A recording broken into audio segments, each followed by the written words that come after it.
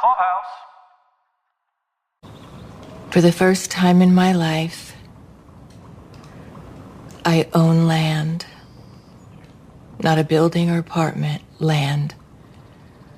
Unlike the other two, which feel more akin to a gopher occupying a different hole, I'm a steward now, solely responsible for how much this land changes or how much it stays the same.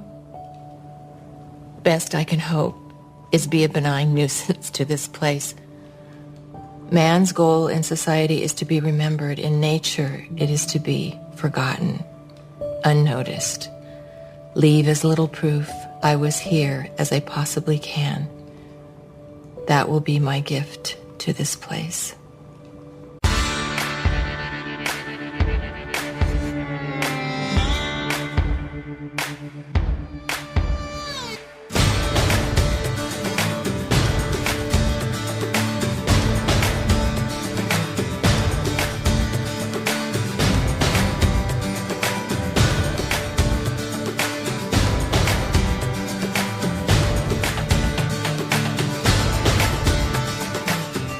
Welcome to Pod Clubhouse's coverage of Taylor Sheridan's The Madison. This is Caroline. And this is Mike. Tonight we're discussing episode 4 of The Madison, Tomorrow is Goodbye. Tonight's episode was written by Taylor Sheridan and directed by Christina Alexandra Voros. You know, Caroline, it's funny. I happened to be paying attention this time and I saw Christina Alexandra Voros not only is directing all 6 of these episodes, she's also the show's director of photography. The way the nature is being taken into it and the sunsets and the magic hour that you brought up in like the first or second episode, that's not coincidental. That is very much from the mind of the same person who's, you know, doing both jobs. I very much appreciate the continuity. Just a community note, please join us over in Facebook in the Yellowstone 1923, 1883, 4 6s, and the Madison Discussion and News Group to discuss the Madison and the whole universe of Taylor Sheridan and Yellowstone shows. Just a reminder, we assume you've watched this episode. There's going to be spoilers, guys. We're not going to go step by step and recap the episode, but we are definitely going to talk some different points through. So please stop this and go watch the episode if you haven't, and then come on back. You know, Caroline, watching this episode brought me back to one of the first things you and I were talking about when we first watched the first episode of the show, was this question of who owns the land, especially the Stacey's Valley land that we're hearing about, because it wasn't clear if that land was part of the same land where the cabin is. It wasn't clear if Paul owned it, if Preston owned it, if they owned it together. So it felt right that halfway through the series, then we get the confirmation that Paul and Preston owned the land together. Preston owned the land. Whether or not he actually owned it with Paul, because he seemed to be the more wealthy brother, I guess is still a question up in the air, but at least Preston owned the land. And because his burial instructions included the plot in Stacey's Valley, I think we can safely assume that he owned that land as well, which is great. But it does get us to our first clip, which is a Taylor Sheridan staple of his shows, stewardship. If you guys have listened to any of our Yellowstone shows or any of the prequel shows for Yellowstone, Theme or Landman even, I mean, the idea of ownership of land and what you do with the land while you're here is very important to Taylor.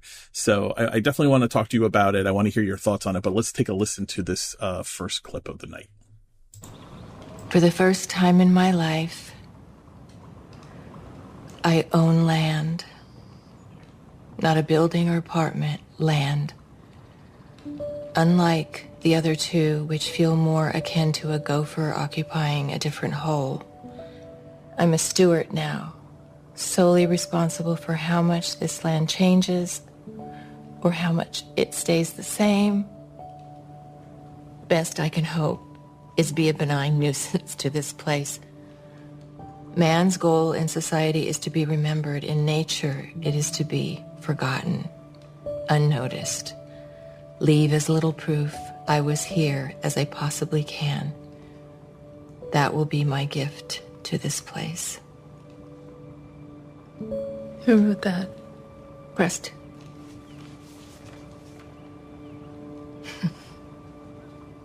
There's a man in here I barely knew, Lily. And he begged me to know him. I left that last part in there because we definitely want to talk about that idea that she brings up at the end. But Caroline, let's talk about stewardship of the land. Were you moved by Preston's words here? This idea of I'm in charge of this land and my goal is to make it seem like I was never here by the time I'm done with it. I agree with what you said when you were prefacing the clip about, if you've watched any Taylor Sheridan shows at all, you know how he feels about this. And I listened to him actually in the 1883, in the 1923, and all of Yellowstone. I mean, I feel like he really found different times to talk to us as the audience about how important it is to be able to pass on this land and that it's going to be there far, far after we're here and all this kind of stuff. So for me, I was just feeling the through line of Sheridan and his beliefs. And, I thought he was being true to himself and true to the way that he writes and what he wants his audience to feel like. I think it carries even more weight in this one because this is a quote unquote city slicker who's come out here and over 20, 25, 30 years has learned to love the land, live with the land, try to just be at best a benign nuisance to the land, which if you've ever walked through LA or Manhattan or any other Atlanta, any other like giant city, it's concrete. It's constantly trying to battle back nature and battle back against the land. Taylor is even bringing the message harder here because these are words written by a guy who just late in his life has now come to own land versus a building or an apartment. Guys, go watch 1883. It's actually Taylor Sheridan himself playing, I believe he was playing the historical figure Charlie Goodnight from the Texas Panhandle, who has this whole monologue about the land, and in particular, with some bitterness in his voice, is talking about barbed wire fence and fencing going up and carving up the land. So in the context of animals couldn't just freely roam anymore, but like the land was literally being carved up into pieces versus just being this contiguous area that should be for all to enjoy. I was surprised we got it because it took to the 4th episode to get it. Being a Taylor Sheridan show, this is going to come up sooner rather than later. So I think my biggest surprise for it was just that it took so long to get around to it. You and I have very different viewpoints in terms of things like owning land, owning a home. I became a homeowner when I was 21 years old and owned the land. My dad's a land developer. Owning the land is a big deal. It's interesting in my conversations with you, you often say, I don't want to own land. I don't want to own a home. I don't want to own anything like that because you don't want to be a steward of the land. You don't want to take care of it. You don't want to have to deal with the maintenance and all that kind of stuff. I am a Texan and you are a New Yorker. I wonder if this is a through line that we're not even realizing that is like through our own, I don't know, growing up or whatever. Like maybe we were told these things growing up in two very different places. It is kind of fascinating to me because it is exactly the thing you and I talk about. The land itself is not what bothers me because I subscribe to the same thing Stacey told Abigail a couple episodes ago. The land takes care of itself. It was the maintenance on the home that I was tired of dealing with after having owned homes. I didn't want, I like apartment living because I like a handyman being available for the maintenance and stuff like that. And also, if you want to move and it gives you flexibility, you own a house and you kind of, are cementing.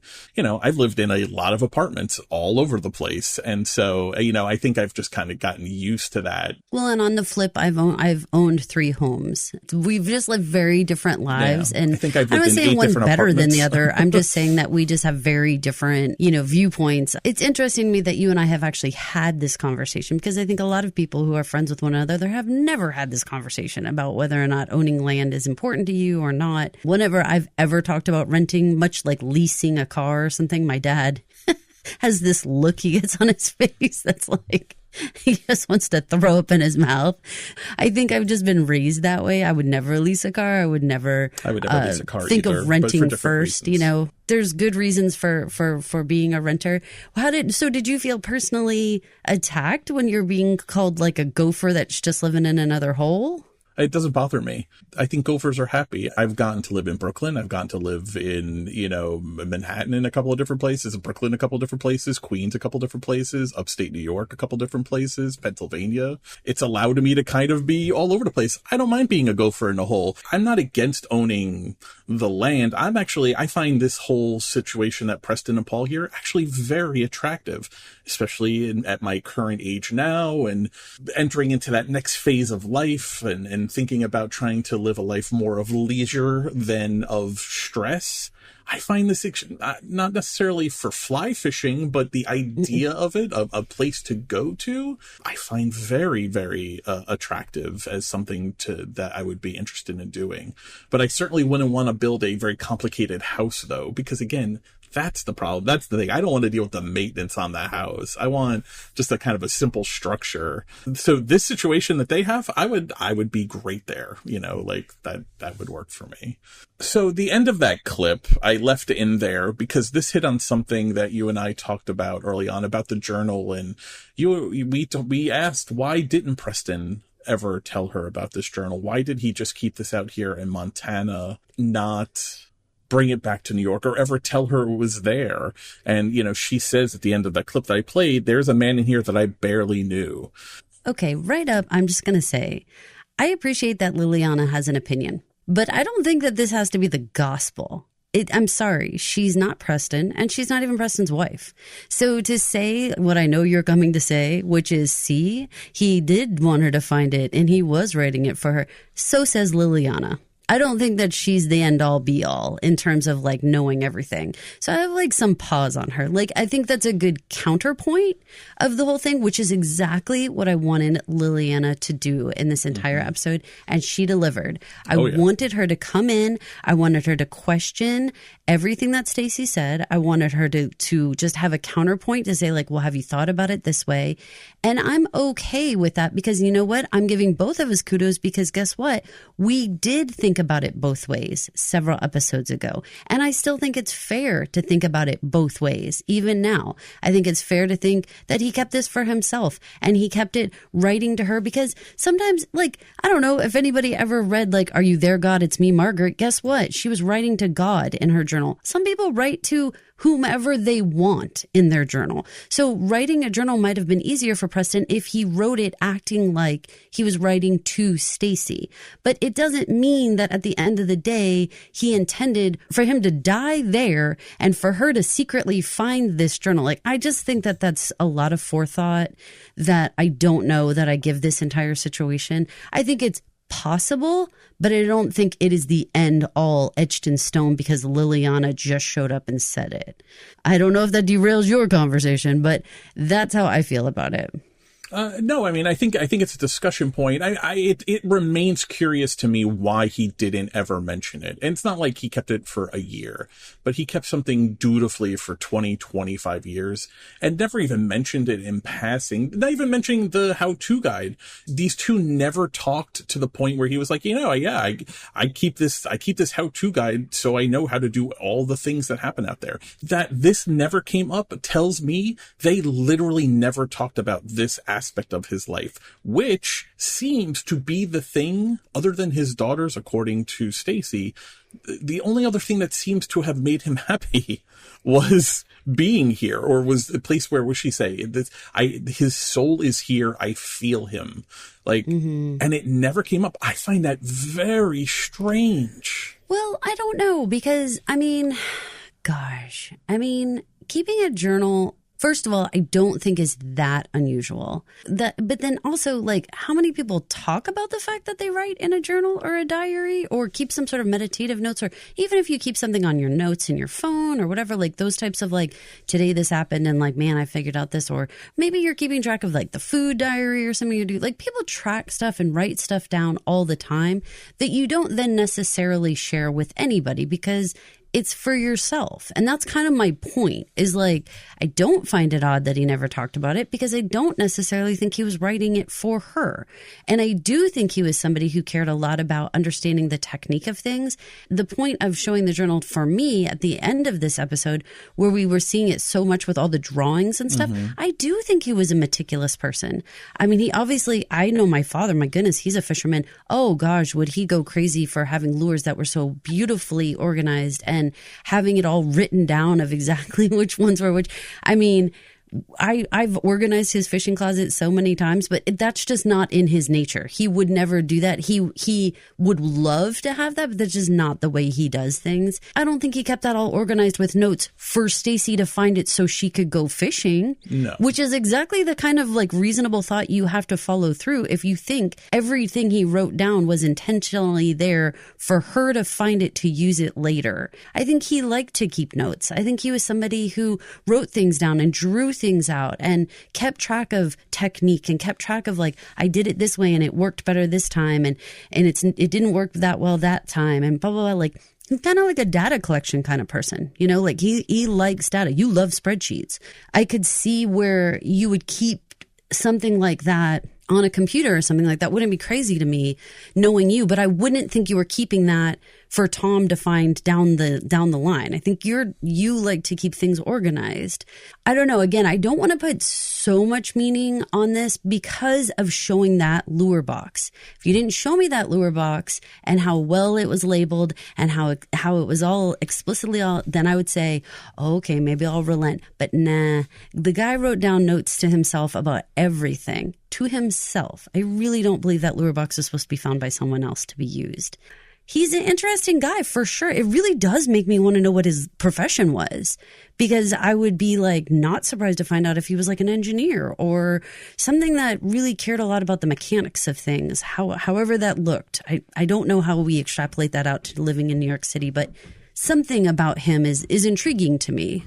So then let's talk about the other end of it. Let's talk about the Stacy end of it, though. And this episode was good, and I think it was important because her first line of this episode was, "This is getting harder," which feels right to me. At some point, she needs to feel the weight of his death in a way that it does feel like it's harder. And because these last couple of days, the children aspect of aside and her issues with Abby and the daughters and the grandkids and all that aside, her relationship with Preston, she's been wrapping herself up in this journal like a blanket and revisiting these thoughts and taking great comfort from it. But this episode, it shifted. There's anger towards Preston in this episode after they hear the black box recorder. And here at this beginning, this is regret. I mean, I want to think about, what does it mean that there's a man in here that I barely knew? For a new widow to realize, or at least think, I didn't maybe really know important parts about my partner of 40 years. I would think I would find that very devastating. I think it'd be very distressing for sure. Does that feel like betrayal then also? What feels like betrayal? This idea that there's a man in here that I barely knew. So who's betraying who? Stacy's feeling regret about that and he begged me to know for 30 years. He begged me to come out here. He wanted me to know. But there's another side of that too, though. There's a man in here I barely knew. Is it fair that maybe she has anger towards Preston about the fact that he never shared this huge part of himself? Like it's a two-way street, right? I mean, there's blame on both sides. If there's blame at all, it's blame on both sides, I would think. Yeah. Okay, but here's the deal. And maybe I'm just a different kind of woman from Stacy, and so I'm struggling with her and some of the stuff, though I found her much more relatable in this episode than I have like the entire time. And I really think that's because of her interactions with Liliana, her interactions with Macy. I felt like there was a lot more that more people could find some relatability in her. I don't understand women who do not have any interest in the finances and or holdings of their own family. Now that we've found out that Preston actually owned this land, which I have to think he owned it outright, because otherwise, when we were talking about paperwork, there would have been more stuff going on because of Paul's will. Yeah, agreed. Yeah, if there was co-ownership. We never heard about Paul's will. We don't even actually know what Paul's burial instructions were. It doesn't much matter, I guess, as long as the whole part about Preston owning the land, right? So, because that's our singular focus. As distressing as that all is, we just have to give it up. That, like, we're 4 episodes in. I don't think we're going to suddenly start caring about Uncle Paul. However, I do not understand. This is like women saying, I don't know the password to our bank account. I don't know. What are you doing? You own land in Montana and you've never laid eyes on it? That's insane. Because that's a financial investment, and you should be savvy enough to care about what the financial investments of your family are. I pumped the brakes immediately when I found out that Preston owned the land. I was like, Stacey, forget the fact of what he does on this land. You don't even have enough invested in this family or in the finances of your family that you wouldn't go see what was purchased, like your own land. If you bought a building in New York City, I guarantee you she'd want to walk that building and want to see what they owned. It's crazy to me that they owned it and she never saw it. Like, that's weird. Agreed, 1,000%. Why wouldn't you come out there at least to see what this investment is over 30 years? Just as an investment property. I mean, right. Like, let's take all of the countryness, all of the nature out of it, and just say you're a savvy New York sophisticated woman who has a wealthy, lifestyle and everything. You should be informed about your investments. Like, that's the end of it. So for me, now I've got no outs for Stacey, because now it's not just you weren't curious about your husband's interests, which is how this started, right? It started off with this idea of like, well, he has hobbies that I don't really care about. Okay, we were thinking that was weird. Okay, well, so now within the marriage, now I know he has this passion project that he's doing out there. I know he's doing stuff out there, and I still am not going to go out there. Okay, now we're adding another layer. This was a financial investment of your family, and you still can't be bothered to check it out? Girl, on every level, I am side-eyeing you and saying, like, this is just not smart. And it is checked out on a level that I don't get, because me and you have talked about, okay, there's some parents that are checked out on kids. There are some parents that are checked out when it comes to the day-to-day workings of their home. There's some people, spouses, what have you, that are financially checked out of their household. They don't know how to pay a bill. They don't know how to get into their own investment portfolio or whatnot. But you're all of those? Now I have issue with you, because how are you spending your time? What are you doing? Bath and dressing. I mean, we've discussed... Apparently, a lot of bathing. She's very clean. She's a clean woman. Oh, goodness. I got to raise you one, though, even on the bizarro scale, just from a married couple standpoint. Hit me up. While she must feel good and validated that in her short time out here, she has realized Stacey's Valley is where Preston should be laid to rest. That was a guess on her part. She didn't know his burial wishes. I find that so weird. Caroline, you and I know each other's burial wishes. I know. I mean... I know my best friends. I know everybody's. And that's the thing. Girl, I'm calling you girl. Girl, listen. Girl. I am saying, like, I know my best friends, like, everything. So, like, I'm supposed to take her phone and break it in half. Like, I freaking know everything. How do you not know your spouse? That's hysterical. How do you not know what your spouse's wishes would be? Bonkers. My mouth was agape. I just can't figure her out, guys. I cannot figure her out. Because I can't figure it out because we keep hearing about this perfect 40 fucking year marriage. Well, it's easy to say it's perfect when you don't talk. Fucking your marriage, yipes. It's easy to say it's perfect when you have no communication and completely checked out. Apparently you talk about nothing. Nothing. Except for the quote-unquote invented crises of your daughters. That's what you talk about. But going back to the whole will writing, I don't know if you have a will, and I don't know if you wrote a will when your kiddo was born and you were married. But I find it highly unusual that if you were good enough to go through the steps to have a will when you're married, spouse wasn't there when you were with the lawyers. Typically you go at the same time, especially since especially since she's going to be the executor of the trust, which she did seem to know. She would have paperwork to sign.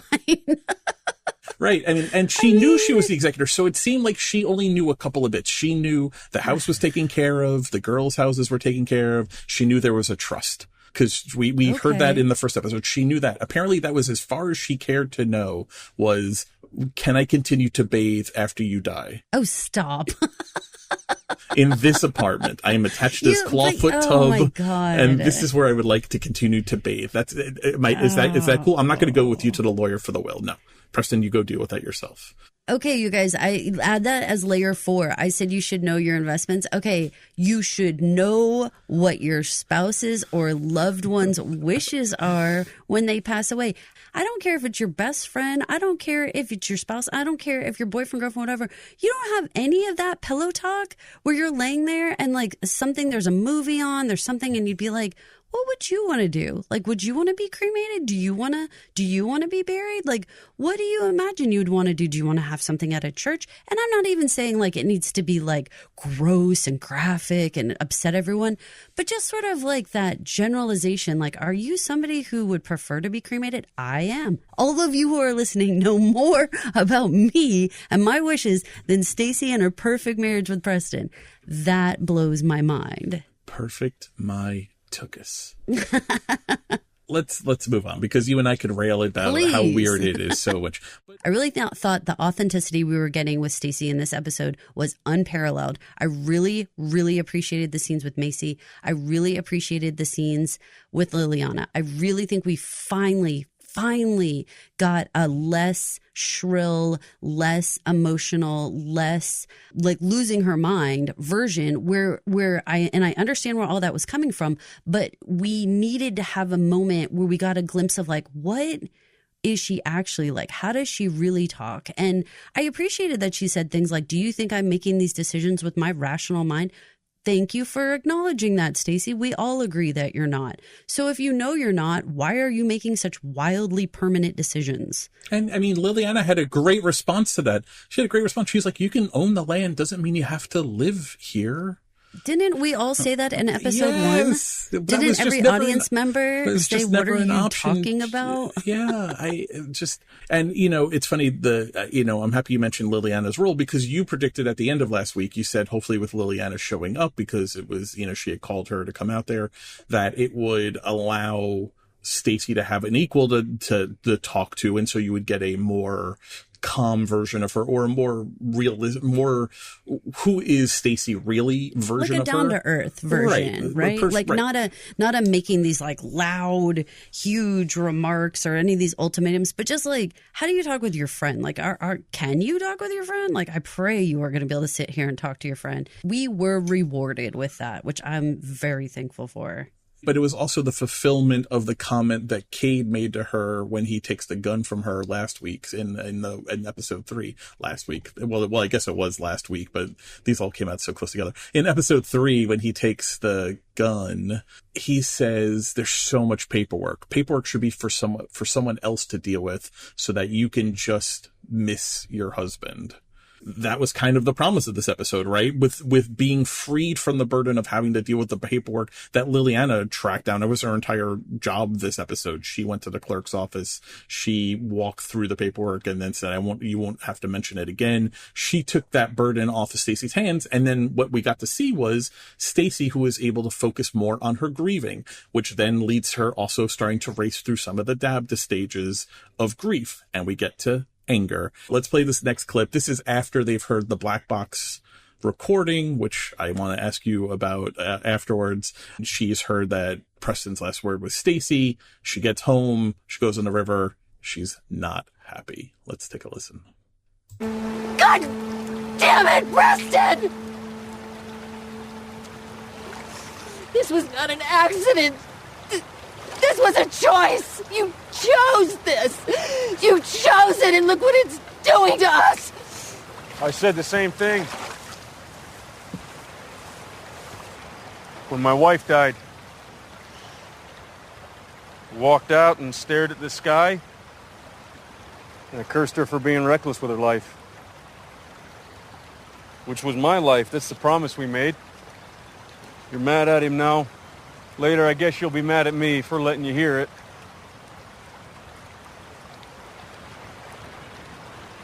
But I watched my wife die. And I ain't got a clue what her last thought was. Time's coming when you'd have wondered. Now you don't have to. Would you have wanted to hear that black box recording of your loved one's final moments? Well, that's a very hard question. It is, that I have wrestled with myself. I think that because it was TV, it had to happen the way it happened. We had to hear Kurt Russell. We had to watch the whole thing play out, and we had to see all their faces and have Paige run out of the room and all of those things. I think in real life, you could have said, what does it say? Or what is on this? Van could have said, you're going to hear some turbulence in the plane. You're going to hear some yelling. You are going to hear his last words. And you could have said, what were his last words? And Van could have said, he said, Stacy. That's not dramatic enough for TV. That's boring. But that's real life. I think you could have known those things, and then you could have decided, do you want to hear his voice scream your name? Because again, not unlike the whole conversation she had, or whatever, more conversation is not harsh enough word, when she was talking to at the coroner's office, talking to Shepard about, this is barbaric that you're making me have to go in this, because I already have the last look of his face in my head of him, telling me goodbye or whatever the exact words were. But the idea of like, he was smiling at me, and now my last things are going to be this instead. That is fair. And I think that you also are now replacing the last thing you heard from him too, because the last thing she heard was probably, a phone call, I love you, something like that, one of the last phone calls. He could have still shared what the last words were, and she could have retained his voice and the last thing that he actually verbally said to her. Both things could have been true, but that's not very exciting for TV. So I think for TV's sake, you had to have this. Okay, so I was in the room when my mom passed away, and she was not awake, so there were no last words then. However, I do know some things that because she was going into surgery, there were things that were said to us. There were things that we talked about. There were things she told my dad in terms of like, don't get stuck, which we're going to get back to your death, or is it the partner's death? What does death do we part really mean? I know some of those things, but I didn't necessarily hear her voice saying those things, right? These were just told to me after the fact or whatnot. This is a very messy subject for me because, again, I was in the room and I was a part of her passing. I do have flashbacks of going back to the hospital. I do have times when I'm stuck in that hospital room when it's all happening and my mind is just going full force like a train through every memory of every second of what that was like. It's horrible for anyone to have to go through. If you could have said to me, however, would you have rather not been there? Would you have rather skip it all together and just have the last time you saw her, she was going into surgery and she looked okay and she told you she loved you and you gave her a hug and that was it. And then the next time you participated, you were at her memorial service or whatnot. That wouldn't seem right to me either, right? So no. I could have saved myself a lot of pain, but I also would not have walked the walk that I said I would, which was taking care of my dad, taking care of my siblings, being together as a family, all of those things. So that is a very long-winded way of saying I personally probably would have chosen to listen to it.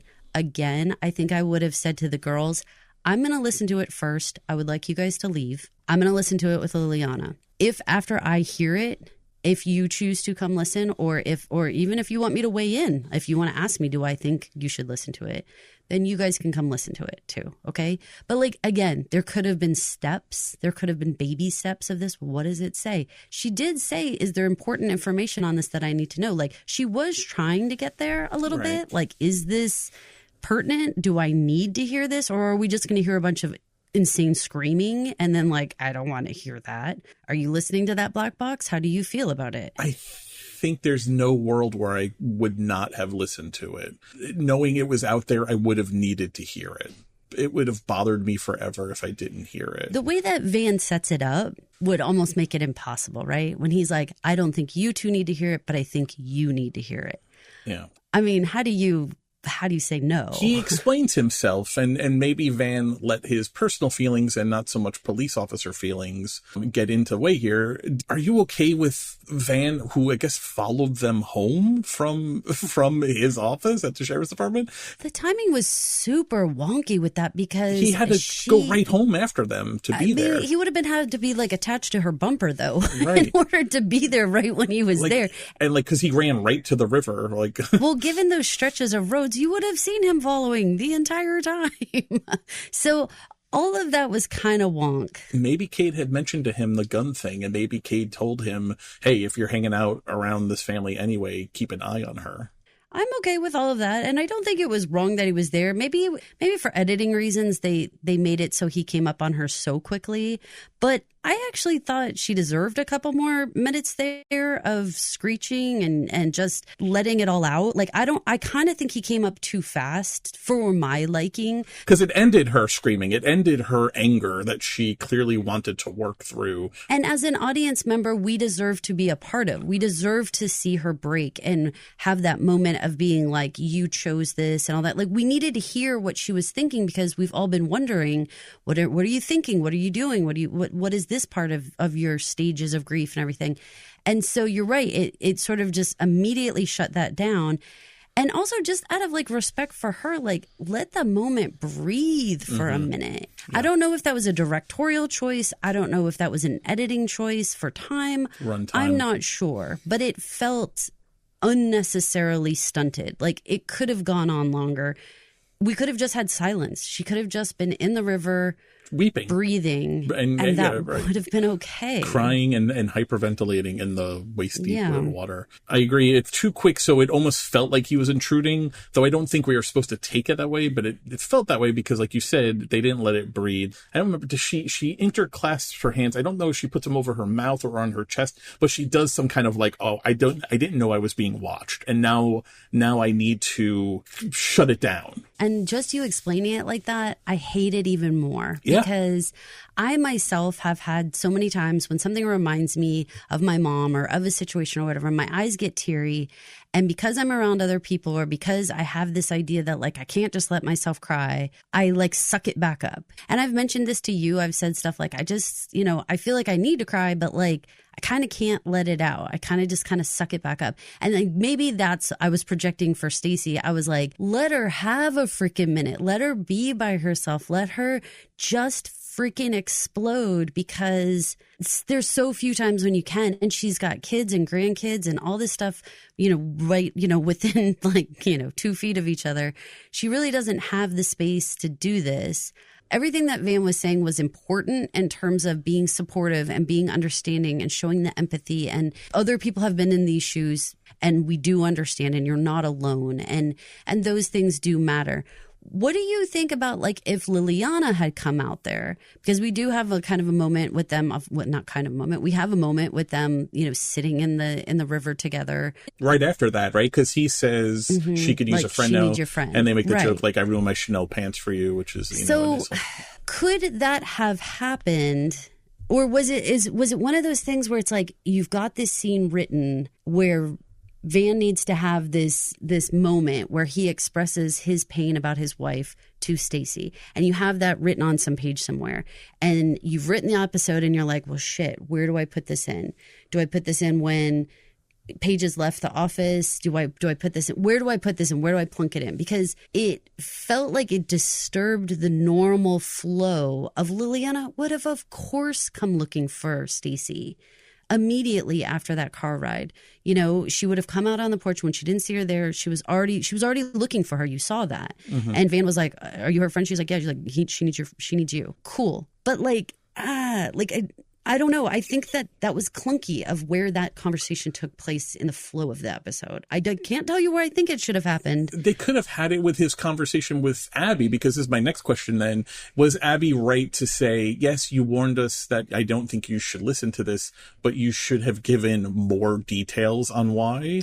I don't know if that's fair or not. I mean, he said, I don't think you should listen to this, and he doesn't know these people terribly well, and there are obviously some emotions that are being mixed in here, but he's also also acting as a police officer. So I don't know if it was right for him to have pushed any more beyond, if you're asking my opinion, I don't think you should listen to this.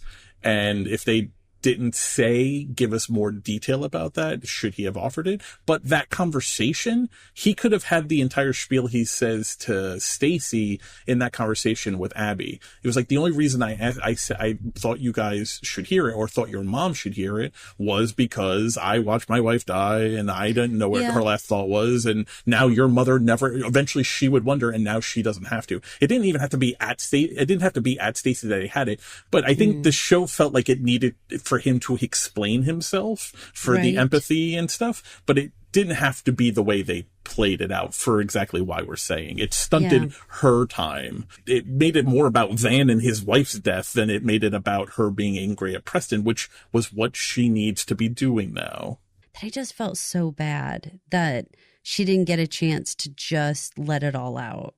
Did you think Abby was right to call out? I gave my opinion, but I didn't ask you what yours was. When she calls him out in front of his truck before they make their date for later in the day, or was she not in the right to say you should have warned us more? Because clearly Paige, especially, that destroyed her. She spends the next however long until they go to float the river. She's crying up in the loft and, like, I heard my father die. Like, she did not benefit from hearing that recording. I don't know. I feel odd about this one because somehow I'm feeling, as much as we sit here and we critique shows and we analyze things, for some reason in this particular question, I feel like I don't have any right to judge. Like, I don't know. I don't know. I don't know if he owed it to them to say more. I mean, he said, I don't think you two need to listen.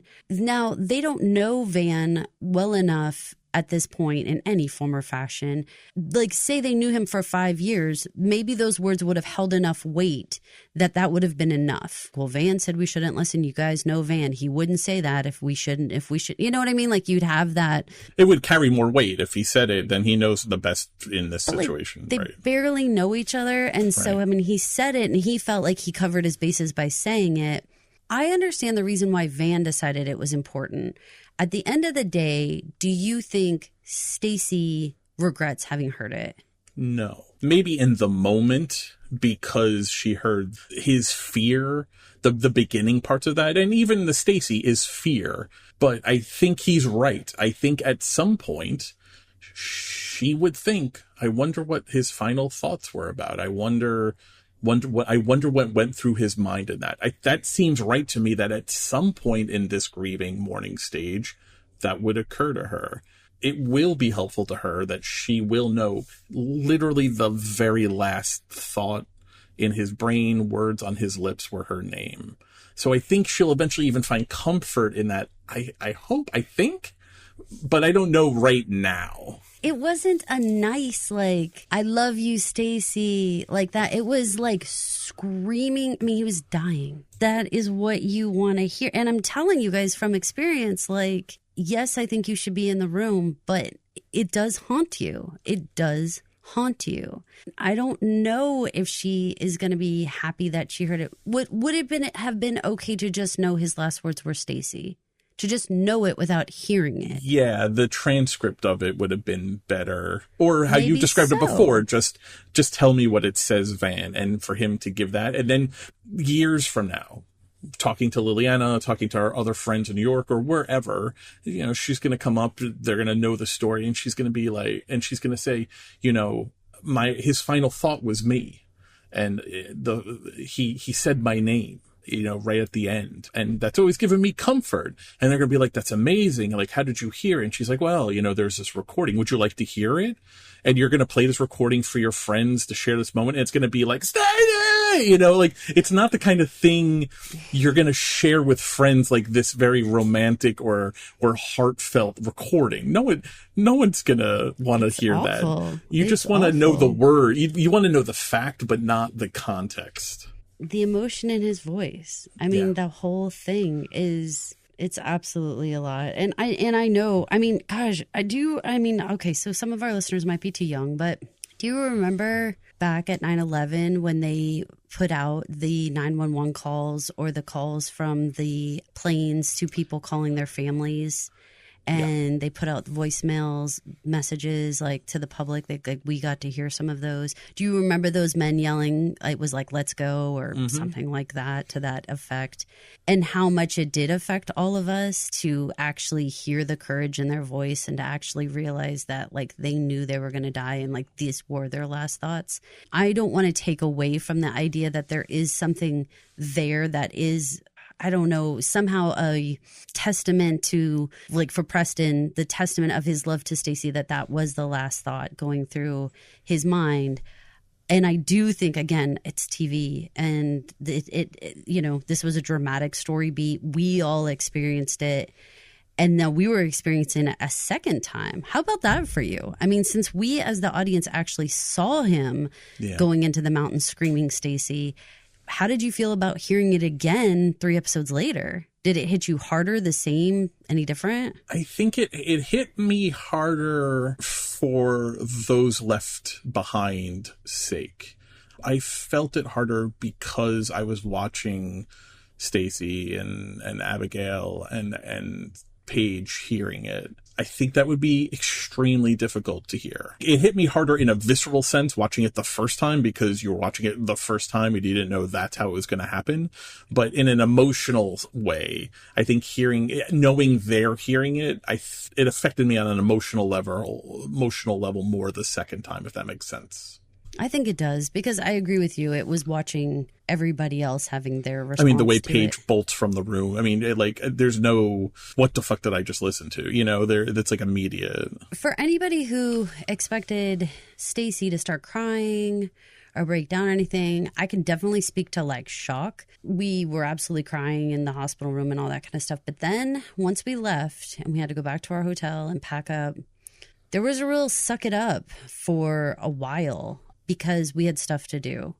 And you could tell that sort of sentiment was just all over her face of like, is there something I need to sign that says that I've heard this? Do you need me to do anything else? Are we free to leave? Like, it's a weird thing when you're going through something that is so unbelievably life-changing, so traumatic, that your body, brain, however you want to look at it, like actually tries to protect you and creates this shock blanket around you where like you weirdly can get through it, but your emotions and things that are happening on the outside like might not make a lot of sense to other people. Like it might look very odd because you are being very stoic or you are being just very matter of fact. And so I did appreciate what I felt was the realness in that moment of, yes, Paige broke down, but really everyone else in the room just stayed stunned. And I think that's actually very accurate. What about the actual source of her anger in the river? Because this felt right to me. And there's a part of me that had been waiting for this, because you and I even talked about this when we saw them getting in the plane. It was raining. And I think we both said, like, why didn't they just stay on the ground until the storm passed over? Like, it was reckless. If you had already waited too long, it was reckless to get in the plane. So her anger was not even that he died. It was that it was a choice made that led to him dying. That felt like really well-earned anger for Stacey's part. And I think hearing it and hearing the storm, hearing the chaos, hearing his fear, hearing Paul talking to the, controller, I think all of that hammered home. What in God's name were you doing in a plane in that storm? You didn't have to die that day, Preston. You should still be alive. This wasn't you stepped off a corner, a curb, and someone hit you, a cab hits you. This wasn't cancer. This was avoidable by your actions and Paul's actions. This was avoidable. I think that's very okay to feel very angry at him, which makes me even more mad about letting Van intrude on that, because she should have gotten up a full head of steam before just eventually getting to tears. I'll agree with you on all of those things. It's selfish, Caroline. I think it's selfish. hindsight selfish. It's selfish, so hard because there's things that you even want to say to people that you love that have passed where you're like, I wish you just took better care of yourself. Yeah. I wish you had put yourself first. I wish you had not taken on all that stress. I feel like if I died tomorrow, I would have people who would say, God damn it, why didn't you take better care of yourself? Why didn't you allow yourself to sleep more? Why didn't you go to that stress relief, whatever it is, exercise, retreat, drink more water, whatever it is I definitely feel like I have people in my life who would be angry at me for not taking better care of myself. No, I'm not trying to say I don't take good care of myself. I'm just saying the loss, and then you don't drink enough water, though. It becomes crystal clear all the things the person should have, could have, would have done to avoid this death. However, I think when you're living it, there's a fair shot that Paul and Preston say, I would have rather go down in that plane in a rainstorm having just been fishing than die in a hospital bed. Yeah, it was a choice, and I chose it. Which is living versus existing. People who are just existing don't make choices, which is the other side of that. Right? And I don't know what to say about that, because you know what? One of the things that I've said, and I've said recently, everybody only gets one go round here, right?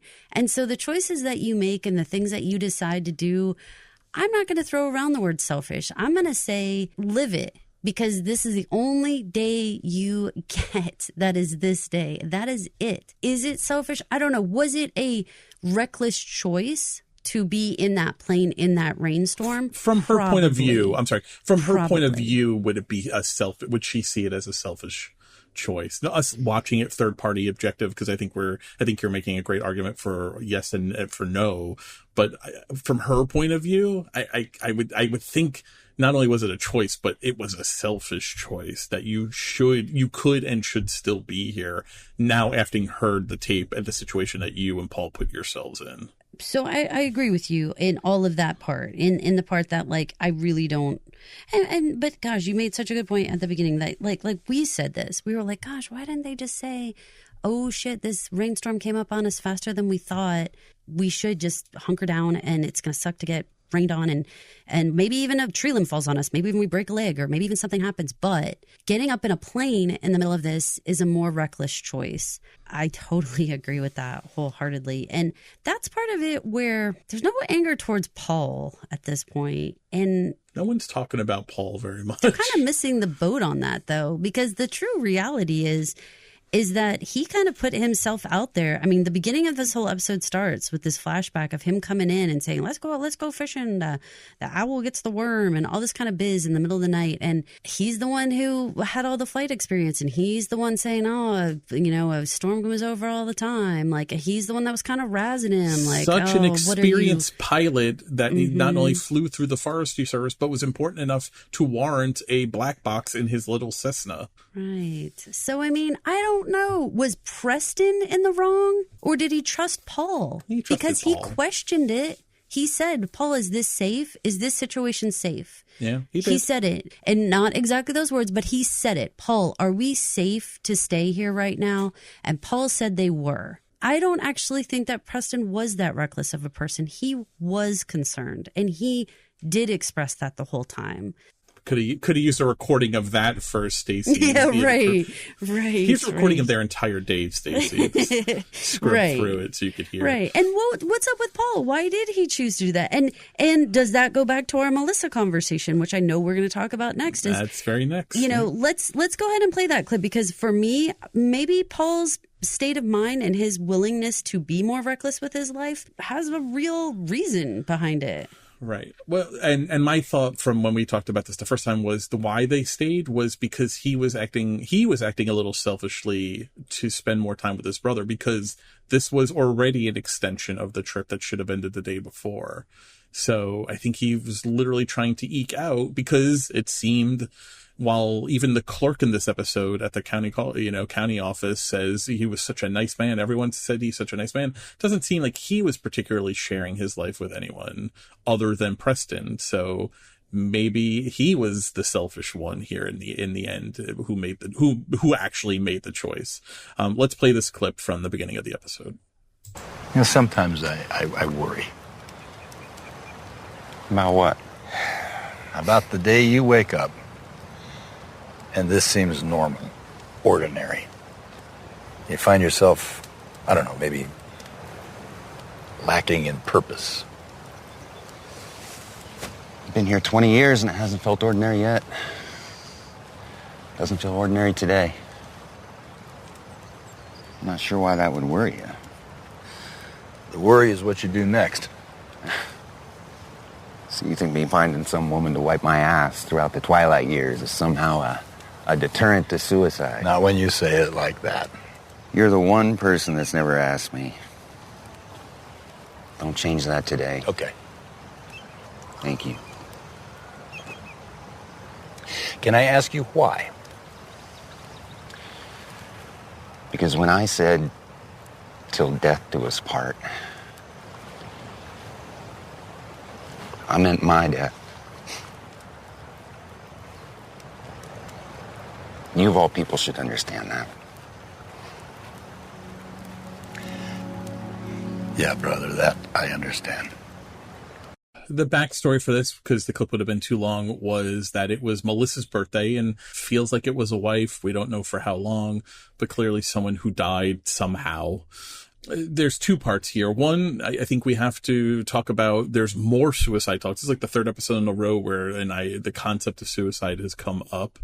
And Paul makes the point of not wanting to just shack up with some woman is not the same as being suicidal. And the reason for that is he goes to, and this is the thrust of what I wanted us to talk about, was this death do us part. This idea that it's death do us part from my death, not her death. It would be ignoble or dishonorable from his point of view, or his heart is just shut down. Maybe that's the best way to say it. It seems like Paul's heart is just shut down because he has just not gotten over the loss of his wife, which now seems for 20 years, because it seems like coming out here seems like it was a response to her death. That's at least how I was interpreting it. I'm curious what you think of this idea of this death do us part from my death and this whole conversation.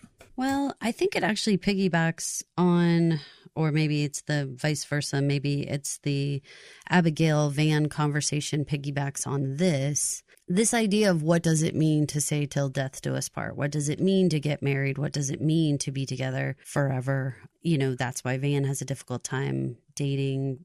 We've got this sort of callous conversation that we can get out of Abigail of being like, we just are looking forward to the reception, all that talk we talked about.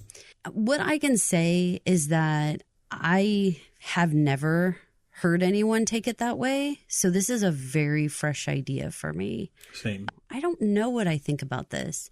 What I do know is I know my mom told my dad, do not get stuck, you know, if I die, if this is what's going to happen, because we knew this surgery was going to be a difficult surgery. And I think my parents loved each other very much. They were together since they were in high school. I do not believe that if my dad were to find somebody else in the future, that my mother would ever be like, hey, wait a minute. Right. I meant you die alone. I don't really think that. So while I think it's a really beautiful sentiment in theory, I actually don't think your loved one would want that. I don't think they would want you to live out your years alone. I don't think that they would want you to put yourself on a shelf away from the world. For Paul, here's the deal. He seems to have actually made a whole life out here. You know, I mean, he has people who know him. He's clearly in town. There's clearly people who have interacted with him, and he's been a good citizen to these people because they all have positive things to say about him. So it's not like he went off and just became like a hermit, right? Like he definitely isn't, you know, fully busy with everybody all the time, but he does fly for the Forestry Service, and he is. So in that way, like he is giving back to his community. He's living a life. He's living out here. He is a good person. So where do you land on this, I guess, romantically? If you feel like you've already met the love of your life and this is truly the person for you forever, and that person dies, I guess, are you required or bound by that marriage vow to then be alone the rest of your life? And or like Van, is there sort of this sense of like, if I could go back, I'd run away from you, this new date person, as fast as I could and run to her. I did think that moment when Van said she wasn't as pretty as you are, I was like, kind of like fell on the floor. Like I was like, I cannot believe that man just said that. Like It was a wild conversation. Let's play this clip because you're right. They go hand in hand. They really do. Let's play this clip. This is like a 5-minute scene edited down to 1.5 minutes. So there's going to be a bunch of jumps in here, but I think I kept all of the major points that you have to listen to. So let's listen. This is after the float the river. This is Abigail and Van sitting in the weeds or the brush. Well, I guess the question is, should we be trying? I doubt you're moving here, and I ain't ever moving to New York. But when you say till death do us part, you mean it. When we say it, our mind's just on the reception. Does that make sense? Not really. And if she stood across the river from us right now, I would run to her. Run. And I doubt my feet would touch water. My boys have been begging me to date for a year.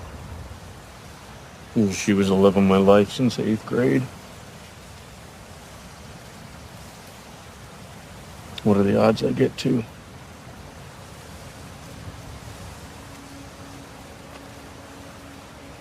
I do have a frame of reference, and please don't take this the wrong way when I tell you, you got a lot to live up to.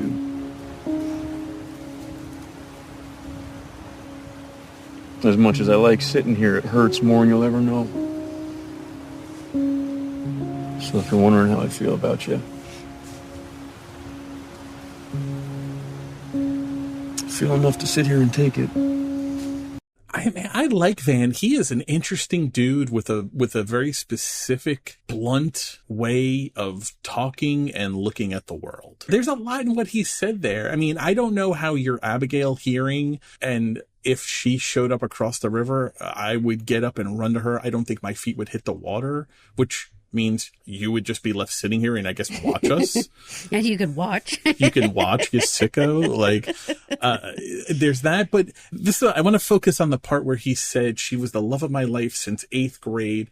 What are the chances that I get another? I think Paul maybe is presenting it black and white, and maybe he doesn't really feel that way, but he's presenting it in a way that seems black and white. Like, I have to close my heart forever because my one and only died, and so I shall never love again. I don't think you have to feel that way, but I think if you really were with your love of your life, I think it's not unreasonable that you wouldn't feel that way about someone again, and that's okay. Right. You don't have to, or you don't not have to. Mm-hmm. But I think it's understandable. And I think that's the point Van was making was life is hard enough. What are the chances I find 2 soulmates? It's a lot. We don't know what happened to Melissa, but whatever it was, clearly it happened when they were young. We could easily assume that it was a tragic, sad, far too young death. I think there is a part of that that's like, if you went through that trauma as Paul, if you went through losing the person you thought you were going to spend the rest of your life with, you may say, I appreciate all of you around me saying I should sign up to do that again, but I can't handle that. And I think that's actually incredibly fair. The idea of signing up for that again, of being that vulnerable again, of loving someone and learning them and being in their life with the guarantee that you will both die at the end of it. There is no ifs, ands, or buts. There's not, if you just love each other hard enough, it will continue. Nope. You're guaranteed for one of you to have to go through this again. Holy crap. I mean, I understand. I really understand why Paul would feel that way. I think the wording of what he said, I've never heard anyone say. So I didn't bump on it nearly as hard when he first said it at the beginning. But then later when you have Van really expand on the whole idea of once you've had this soulmate, what are the chances of ever finding anyone again? Mm-hmm. All those types of things. Then you're like, oh, wait, that actually is what Paul was saying with no words, but he was saying the same thing, right? I think so. I think that's all right. I think there are people who have marriages that they may be married like 1 year, they may be married 10 years, they may be married 40 years. They may not have been soulmates. They may just have had a marriage where they didn't see each other or talk, or they had a marriage where they just got along well enough and it was fine.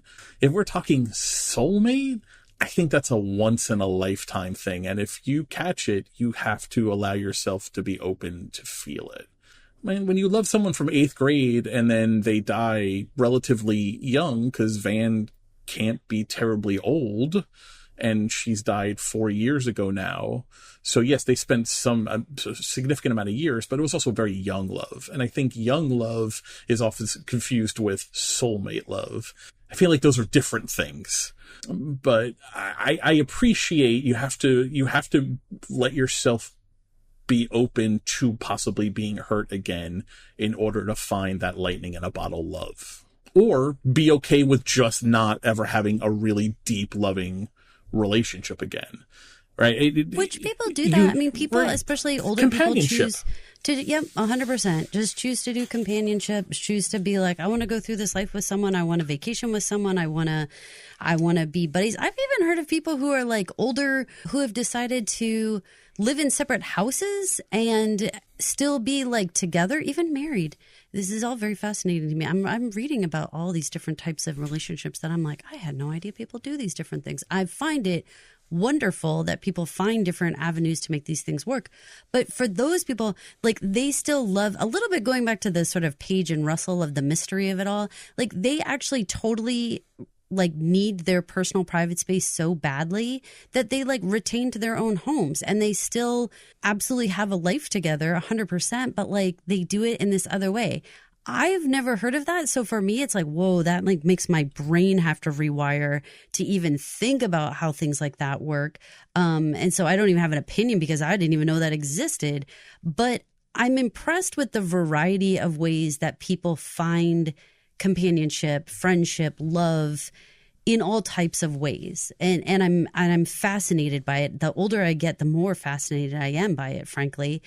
Like if Liliana decided that she wanted to spend a lot more time in Montana or whatever, like would Liliana have a better life? Maybe even, I don't freaking know, because she's always talking about how her marriage is just like nothing at all. It's just boring and there's nothing there, whatever, no connection. The regret in her life and lack of communication in her life when she was relating to the man in the journal isn't the man that Stacy knew wasn't about her husband. It was about, was it her uncle or her father? It was her father who asked her to go on a walk 20 years ago and she didn't, and he just wanted to listen. And so her regret wasn't even about the state of her current marriage. It was about this family member who had died, this father who had died. So yeah, I think you're right. I think Liliana could probably find a much more fulfilling life out here with Stacy. There's another part of this conversation I wanted to ask you about, because it's from Abigail's point of view. Van says in the clip, well, we should probably ask ourselves if it's even worth doing any of the things that we're doing, because you're not moving here, he says, as a definitive statement, and I'm not moving to New York, a very definitive statement. Abigail, is part of her spiel in this, which I had to cut out most of her monologue, was even if there's a little bit of a chance that this is a thing, shouldn't we pursue it and see what it is? Almost as a counter to his argument of, is this worth even trying because neither of us are going to move? I only bring that up because earlier, Stacy says to Abigail, get your hooks deep in that one because they're not making men like that anymore. And Abby responded that this was a nothing, this was a fling, this was a beautiful distraction, she said. But in front of Van, she's making the pitch, she's making a pretty full-throated pitch of, shouldn't we see where this goes? Maybe this is something. Is that just her friction with her mother versus being in front of the man? Or is she wooed or swayed by this, competition with the dead wife that he would run across the river for? When you say he's a beautiful man or a beautiful distraction, that usually means there's not a lot going on behind the eyes, okay? It just means it's a hot bod. That's woman talk for that. My thing is that when he exposed all this baggage that he had, all these vulnerabilities, all these challenges that he was struggling with, he basically revealed to her, like, I am not like dead behind the eyes. I've got a lot of going on inside my head and my heart. And I feel like that, just exposing all of that, like I am a complicated, complex, layered human being. I'm not just a beautiful distraction. I think that's what lit that little fire. I don't really think it had to do with Stacey. I really think it had to do with Abigail finally being like, shit, like, and her response to that, like, to kind of as evidence of that, she's like, hey, I thought we were going to keep it light here. Let's like make out, because the moment had gotten very serious. The moment had become very deep, and she was like, oh shit, like things just got deep, deep, deep. Yeah, I think that's right. And especially, remember, they're coming off of, she turned the date into family therapy because of the weight of the recording and everything, but let's talk about the Float the River. This was a silly interlude, but I do have to ask you, because I know you're someone who appreciates a man who comes prepared. Did Van impress you with his preparedness for taking the three New Yorkers down the river? We have wine, craft beer, prosciutto, cantaloupe, brie, honey, and a wonderful, relaxing boat ride. Was this good wooing on Van's part? Paige seemed wooed, if nothing else. I thought it was great. I couldn't quite know if it was totally accurate. I think on one hand, we think of things like prosciutto and cantaloupe and honey and brie as being very sophisticated charcuterie board kind of talk, but it's also farmers market stuff. Yeah. It's also the kind of thing that people could be making in the town or whatever. And you know, like local honey and, you know, fresh cantaloupe from someone's garden and stuff like that. Like it all seemed like natural in a way, but also sophisticated in a way, which was, and I don't know how to, it was very farm to table. And you could take that as both the most New York thing and also the most rural thing, right? So I thought it actually kind of straddled that pretty nicely. It was kind of funny that Van was the only one rowing and Russell was just like huddled up with Paige. He was grabbing his own life vest with both hands crossed over him. Like it was his Nana shawl. Like That's how much he was just being like, so, oh gosh, whatever the opposite of like super manly taking in charges, whatever the opposite is, that's what Russell was doing. I thought he was doing great. He knew what to do. He wooed on the river before. He knew exactly what he was doing. It was a telling line. He says, you know, I've been floating New Yorkers down this river since I was a teenager. I know what y'all like.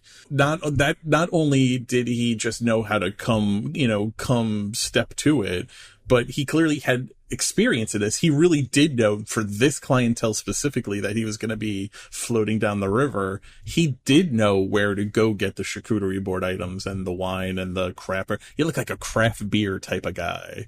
You know, it was very funny when he was like, do you want one? You look like a craft beer, one of those kinds of guys. And like, he starts to shake his head, but the girls are like, no, take the beer over the wine. Like, he's already gotten you an IPA, you know, like he's meeting you halfway. Let go of your life for a second and have the beer. It was very funny. I listened to Friday. He's like, even if you fell out of the river, it's not but 3 feet deep. You'd be fine. Yes, just stand up. Yeah, he didn't unclasp his life vest, though. No. Van is an interesting dude, man. I'm so curious to see in these last 2 episodes now what they're going to do here, because this goes to a question I had just in general about the episode.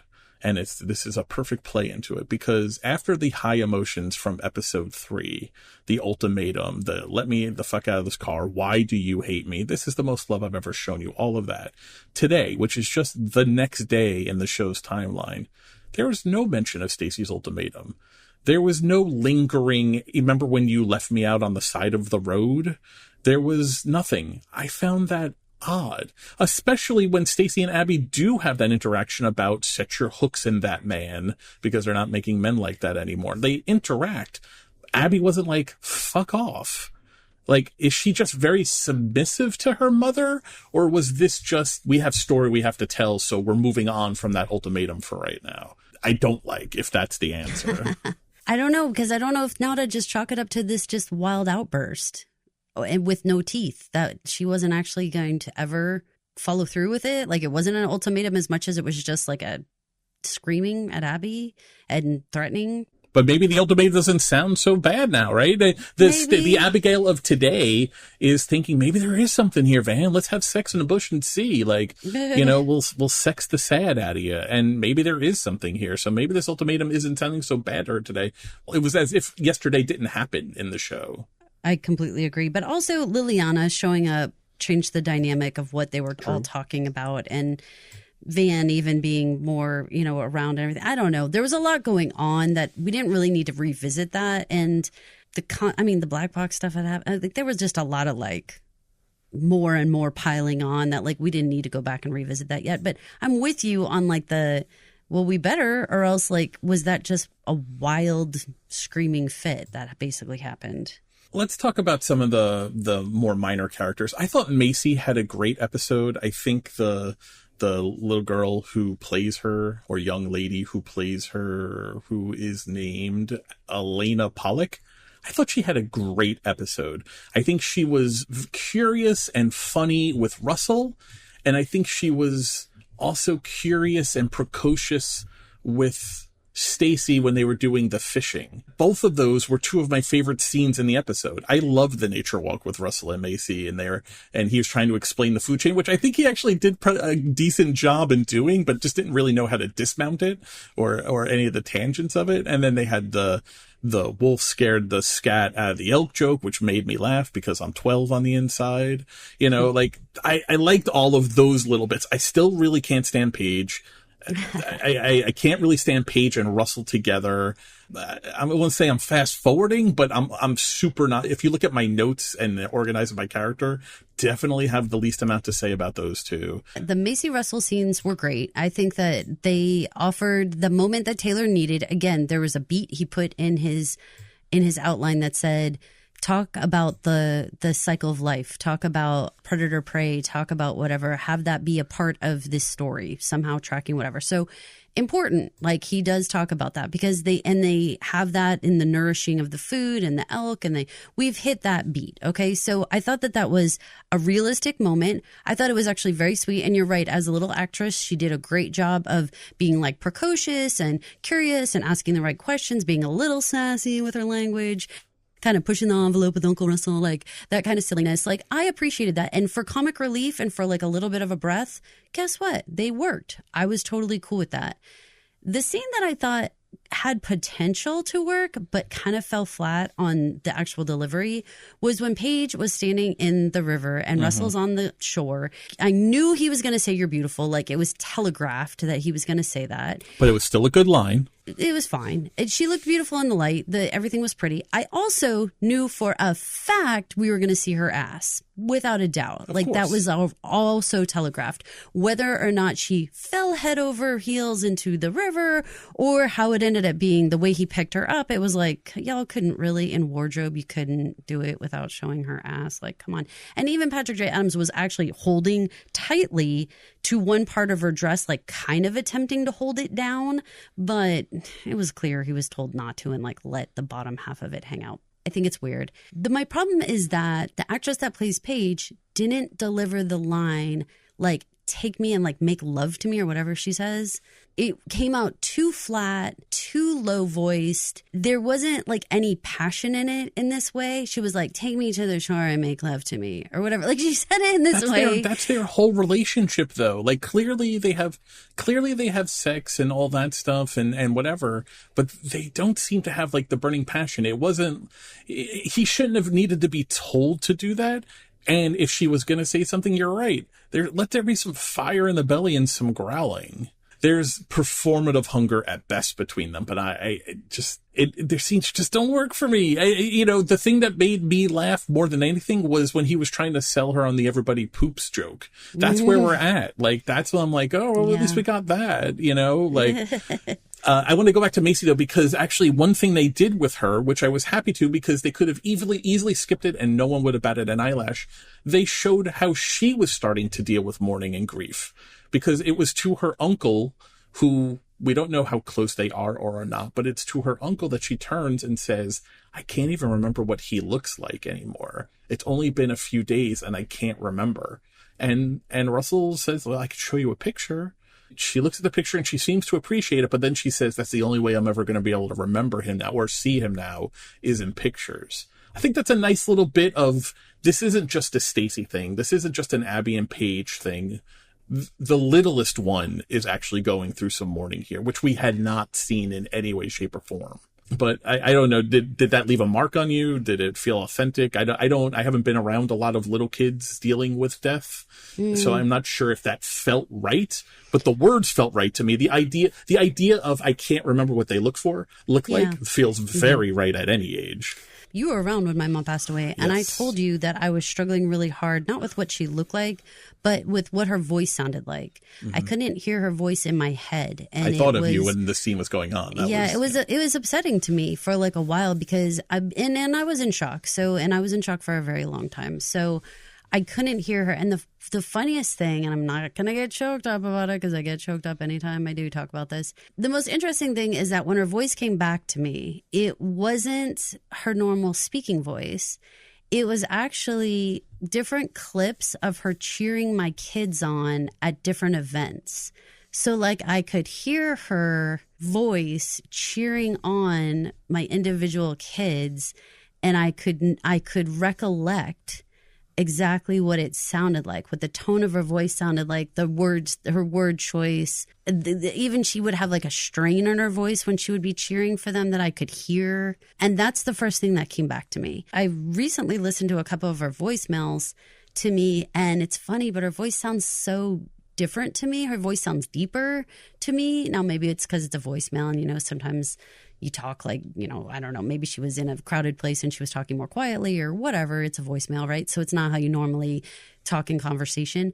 It didn't sound the same to me, but I can hear her voice now. And so anybody who's going through this, I guess what I want to say is if you can't see their face anymore, or if you can't hear their voice anymore, I want to give some hope that like it does come back, or it can come back, and it might come back in the most unusual, unexpected way. And that's really still how I hear her voice, is not in conversation, but in cheering, in encouragement. That's literally how I hear her. So I get it. And when Macy said that, I was like, I get it, little guy. Like, I get it. We have big pictures of my mom all over the place. So there are like portraits of her around. And so like I see her face every day, but it still can shock me sometimes. Like, sometimes when there's like a Facebook memory, but like sometimes your phone does that crap to you, where all of a sudden it wants to make a slideshow or something out of your pictures. And you're like, what are you doing? And all of a sudden it'll throw up some pictures where you're like, oh my God, like I wasn't thinking about my mom right in the second. Now all of a sudden you threw her face like right into my face. Those are jarring moments, and I felt for Macy. My kids were not terribly small when my mom passed, but they are developmentally younger than they are. And so my son totally understood it. One of my daughters totally didn't get it. She had kind of like an uncomfortable, like, I don't want to say laugh, that's way too strong, but sort of like this, like, total disbelief, like these words just don't make any sense. And so I could see what Macy was going through. And God, I really feel like her and Bridget have had to witness a lot of antics out of these adults. Like they have been privy to a lot. And I said this in one of the other episodes, like, I feel like there should have been more times when Russell took them for walks or things happened. I mean, that's kind of what Russell's utility really is in this, is doing stuff like taking a walk with Macy. I feel like he's earning great uncle points. Yeah, but he should have been doing that at other points. Like when they went to Stacy's Valley, he should have walked off with them further away so that the girls and Stacy could have had a conversation. These are adult conversations that an 11 and now we know 16 going on 17-year-old don't need to be and probably should not be privy to. I haven't even told you this because it just happened to me. For those that have listened and listened to our other podcasts, I haven't had a relationship with my parents in a very long time. My mother passed away a couple of years ago now.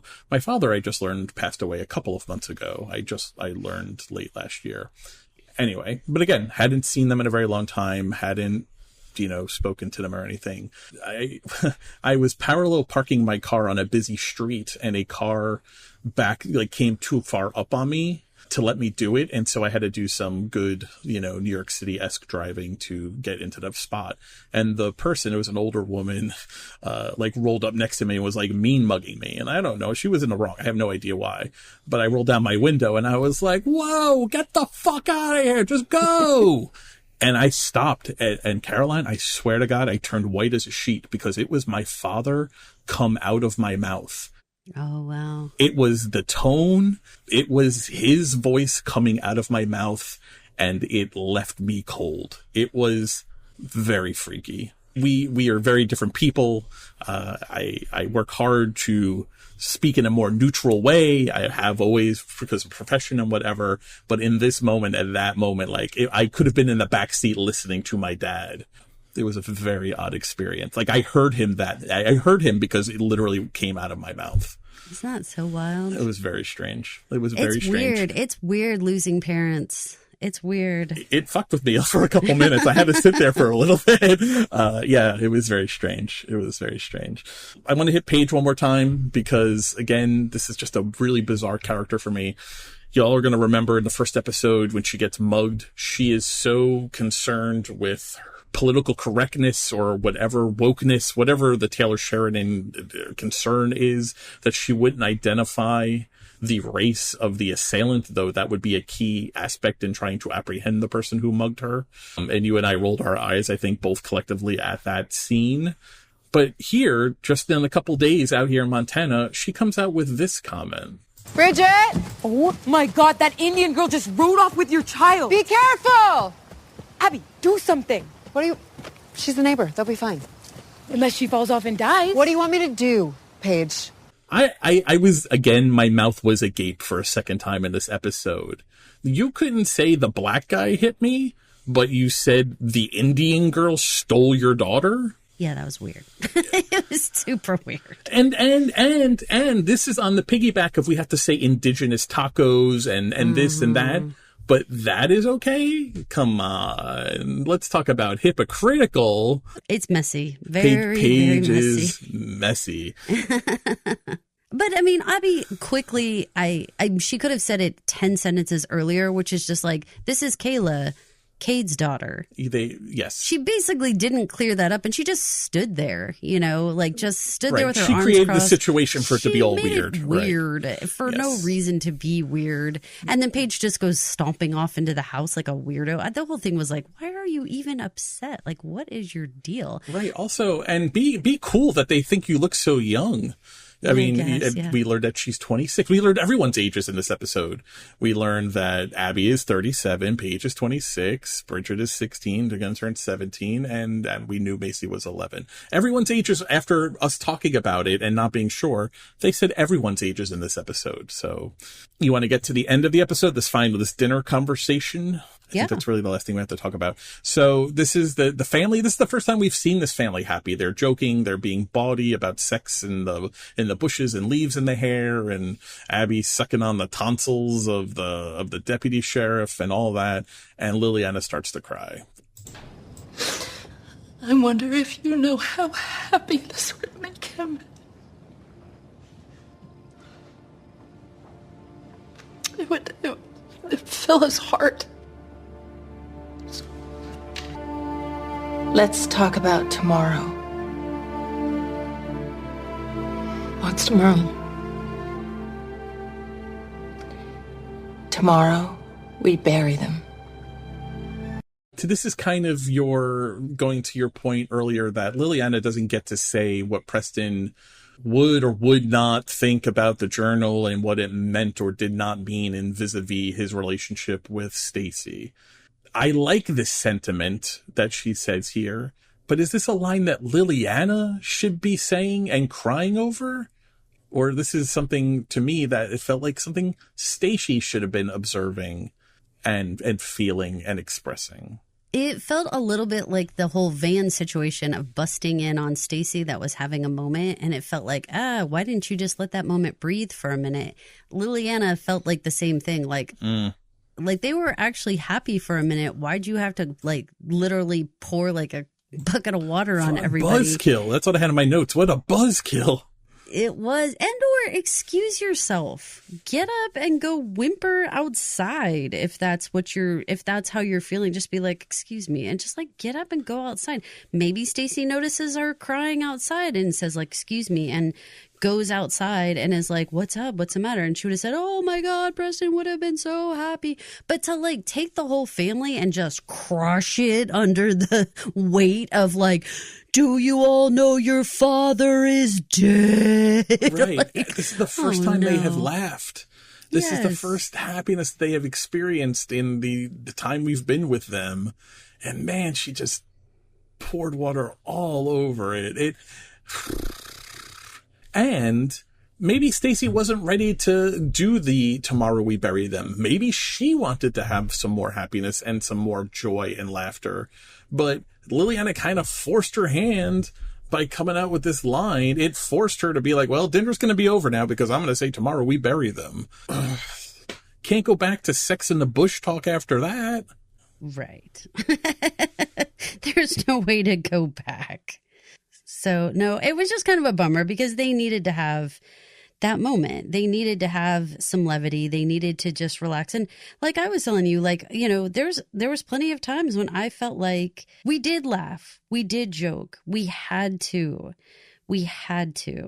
because it was all so freaking much.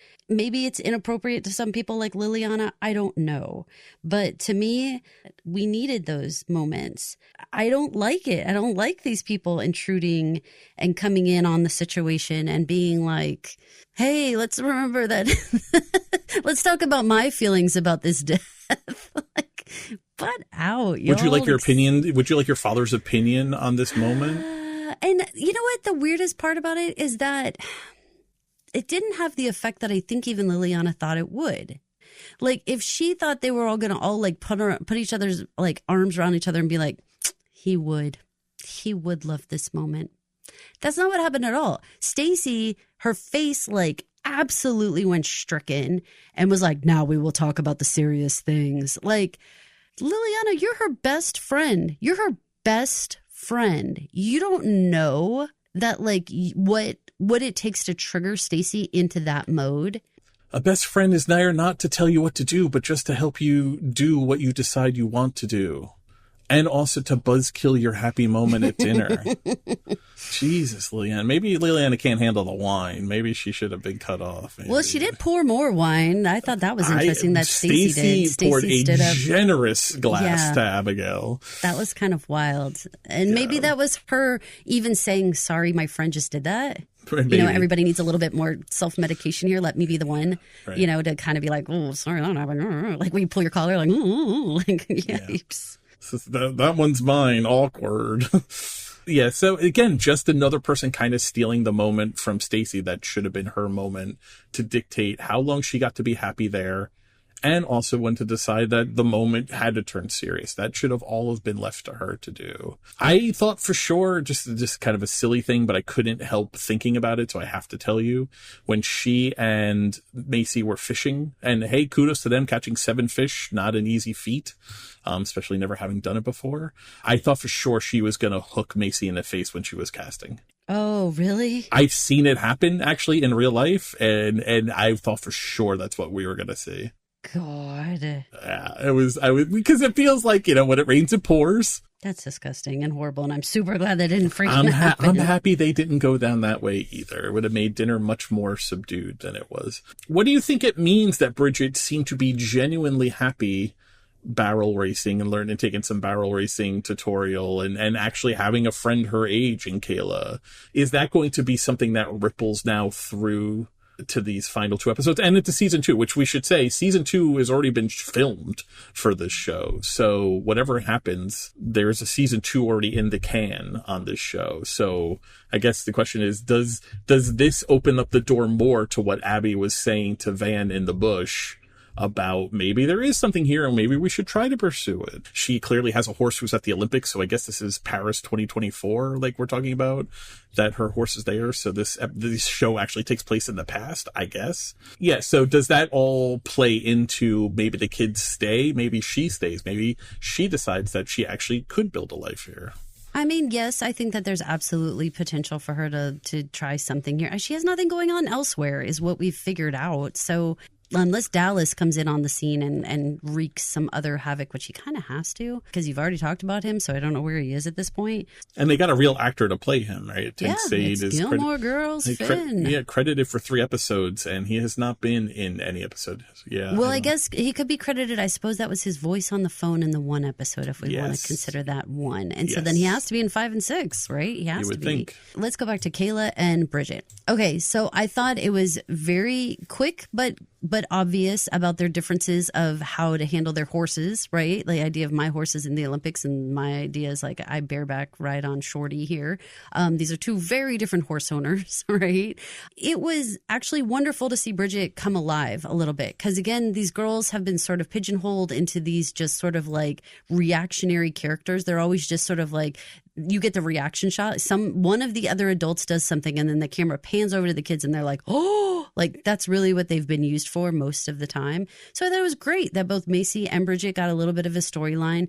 I was happy that Abigail was so calm and cool about her heading off with Kayla and being like, I trust that they will get themselves to the other ranch. I trust that Bridget will come back. I trust that there will be, phone calls and she made the phone call. She called Kestrel right away and was like, just a heads up, they're coming. That was perfect. That's exactly what you're supposed to do. That's what you do in that situation. Kestrel's like, I see them coming over the hill right now. Like that was so normal to me. That was so normal and beautifully normal. Like 2 moms from 2 different walks of life and 2 different upbringings and 2 different everything, but they like met in the middle in the momming world. This is how we handle this. Yay. Right. Like, yeah, that was super great. And, I think that Kayla has a lot to teach Bridget. I wonder what Bridget will teach Kayla. I wonder if there will be a little give and take, or will it all be only, there's nothing to be learned from the city slicker. Only Kayla can be the teacher. I'll be curious if Bridget can teach anything back, because I think that would be nice actually to show a little bit of balance there, that they both have some information about the world that the other one doesn't. One of the things that I was trying to notice about Abby was things like her hair and her clothes. She's been primarily wearing like all black in this entire thing, and her hair has been very in her face in a very Winona Ryder, you can't see me, I'm so emo kind of way, right? And so I get it that she has blonde. I'm not foolish, y'all. I'm saying the vibe. The vibe is very, I'm a tough girl, don't fuck with me. I appreciated that they put her in some hunter green. She was wearing a little crop top. She actually at one point had her hair back in a bun, and you could actually just see like her hair being like, it was like a little bit more functional is what I want to say. Mm-hmm. So I appreciated a lot of those little things that they are showing Abby's character visually changing, and obviously through dialogue, interaction with the kids and stuff. There's a lot going on here. Which makes the whole ultimatum and the fact that it wasn't brought up at all still bizarre to me. But if we set that on a shelf and we like pretend like that isn't an elephant in the room, I think they're doing a good job with her arc, her exposure to Cade and Kestrel and Van, and her experiences that these are good people and that they accept the choices that I made. Like, they're not freaked out that I had a daughter at 20, whereas if I still, even at 37, bring that up in the city, people would still be like, oh, but like here, I don't have to be weird for that, which seems to be something that she has dealt with. And she talks about Dallas in this episode. She says that he was sweet. She's not sure he was ever a love, let alone a great love. So she's got some concerns, but she doesn't regret in any way, shape, or form the mistake that she referred to as Bridget as. But here she's seeing that like that's not a stigma. Like I don't have to walk around like I'm on eggshells here. I can just be. I can just live versus existing. I think she is being very open to that, and I think what we're seeing with her character physically in dress and hair, I think she was actually wearing some less of those necklaces. Remember I commented she was like armored in like 7 necklaces. Like she was more natural this episode. We're getting an arc with her. She's acclimating to the land in a way that clearly Paige and Russell still are not. When Paige stormed off and said her face was turning to leather in this episode, I think. Yeah, interesting to see as we roll into the final 2 episodes of this season what that foretells for her, this development with Bridget, and what you would do with the kids if she did decide to give it a go out here. And obviously her being interested maybe or open to the idea. This may be silly, but it was said in a way that made me think about it. And so I'm going to ask you, I want to ask our listeners something we can think about. In the beginning of the episode, when they're fishing in the middle of the night, Paul and Preston, Preston is trying to find the right hole for him to catch his fish. The reason they're doing this also, the caddisflies, I looked this up when they said the caddis are hatching. So caddisflies, they're a staple food supply for trout, which would explain why the trout were so active at that moment with this new breed of caddisflies hatching on the water. The trout would be going crazy, literally in a feeding frenzy to get them. So that's why the caddisflies are an essential part of the good trout fishing. So the question that I have for you and for listeners, when I was watching it the first time, and then certainly when I was watching it the second time and taking my notes, both times it perked my ears up because it felt profound and it felt like something important.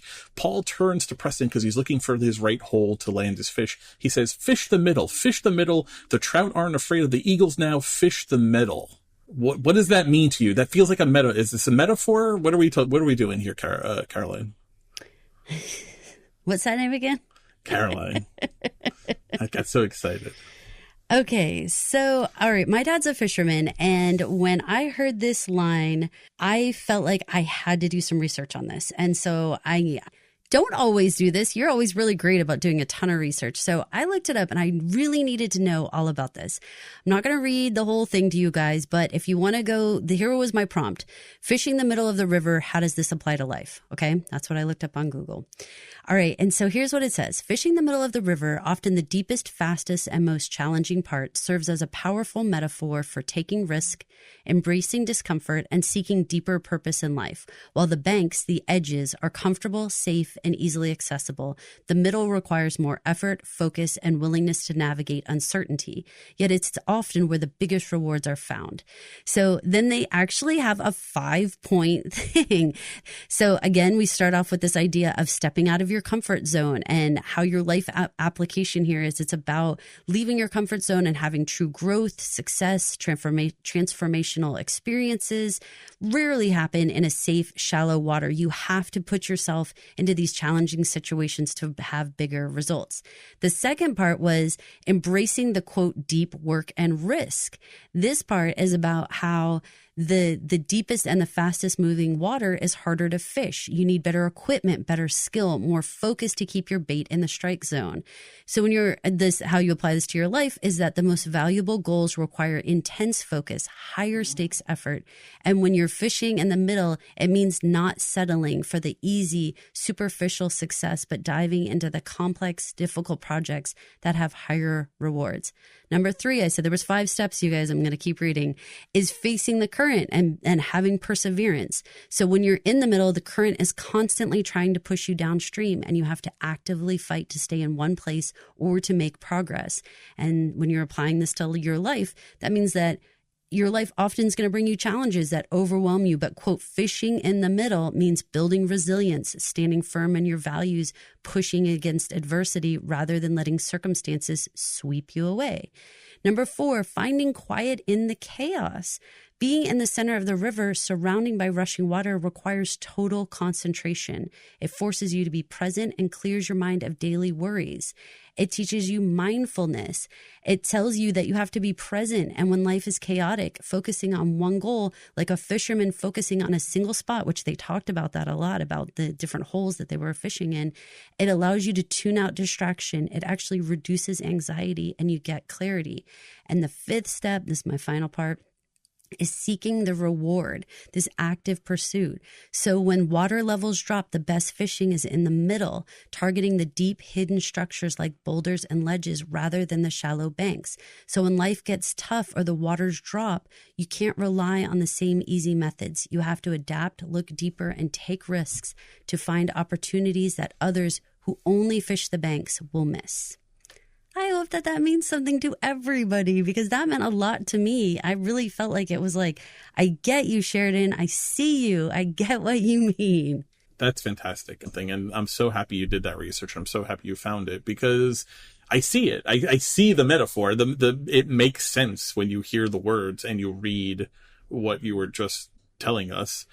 I think I must have been told something like this in my life because it hit me so hard. You know me, and listeners, we've done a lot of podcasts with you guys, and 90% of the time it's Mike who says, here's some little side facts for you, because he loves to do the research, and I am great for opinions. I have lots to say and insight about, things like fashion and hair and the way that they shoot things, and I've got lots of things to say, but I don't do all the research. However, this one pinged on me, and I was like, that means something, that someone has said that to me before, and it means something, and I've got to get it right. So there you go. I did my homework this time. I think we're going to have to put that on the Facebook group. All the steps of Fish the Middle. Yes. Okay. I'll be happy to share that. Please. I will be happy to share that over on the Facebook. I didn't know what you were talking about. I thought you meant my whole spiel. I didn't know what you were saying. But we should definitely put that information up on the Facebook group for people to see and to ruminate on, because I think that is important. And when Paul is telling Preston, I think Paul definitely felt like he was trying to convince Preston to embrace this aspect of his life that he only got to experience for only a little bit of his time on this planet. So I think Paul was saying to Preston, fish the middle. Whether or not Preston heard it in a larger life, he did catch fish when he moved to the middle, though. So it bore fruit in the immediacy. Well, listeners, I hope that you got a lot out of this episode. I hope that you choose to fish the middle and try to figure out what that means for your life. But I felt like this episode was probably the best episode I have seen of the Madison. It felt like it hit a lot of beats. It felt like people were coming alive. There was some character development. I felt really good about it. This is Caroline. And this is Mike. Thank you for listening to the Madison Podcast. If you wouldn't mind heading over to Apple Podcasts, Spotify Podcasts, or wherever you listen to podcasts, and rate, review, and subscribe to our Yellowstone Madison Podcast 1923-1883 podcast. That's where you can find the Madison episodes, or on our Pod Clubhouse main feed, where you can get everything that we publish. And while you're there, leave us a 5-star review, because if you do, we will read it on the air if you write something nice about us, and it also helps a lot in promotion of the show. So please leave us a 5-star review. Thanks for listening. Thank you for listening. This has been an original Pod Clubhouse production. Pod Clubhouse is a podcast network dedicated to encouraging collaboration among podcasters and friends to bring a fresh voice and diverse perspective on a wide array of content. Please visit and leave a comment for us at podclubhouse.com. Rate, review, and subscribe to our podcast feeds on Apple Podcasts. Follow us on Twitter, Instagram, and Facebook. You can find us at Pod Clubhouse. Our DMs are always open, and we'd love to hear from you.